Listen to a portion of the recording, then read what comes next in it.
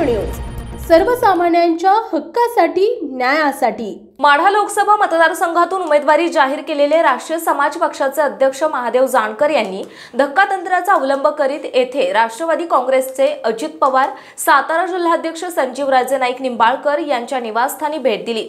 त्यांच्याशी आणि बाजार समितीचे सभापती रघुनाथ राजे नाईक निंबाळकर यांच्याशी त्यांनी कमराबंद चर्चाही केली। मात्र ही भेट वैयक्तिक असल्याचं जानकर यांनी सांगितलंय।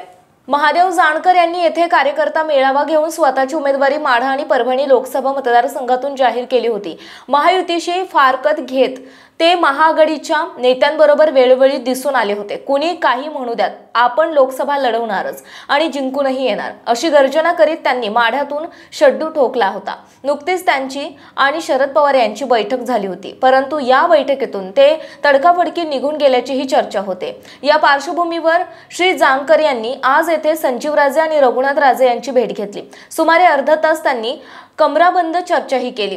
बाहेर आल्यानंतर औपचारिकपणे बोलताना त्यांनी सांगितले की श्रीमंत मालोजीराजे हे पहिले मंत्री होते। माझे आजोबा, आई आणि वडिलांनी त्यांना त्यावेळी मतदान केले, त्यामुळे मालोजीराजे यांच्यावर संजीवराजे आणि रघुनाथ राजे यांचाच हक्क नसून आमचाही हक्क आहे। रामराजे यांनी मला मायेचं प्रेम दिले, त्यांचा आणि माझा पक्ष वेगवेगळा आहे, पण मी धाकटा भाऊ म्हणून या ठिकाणी आशीर्वाद मागायला आलो आहे।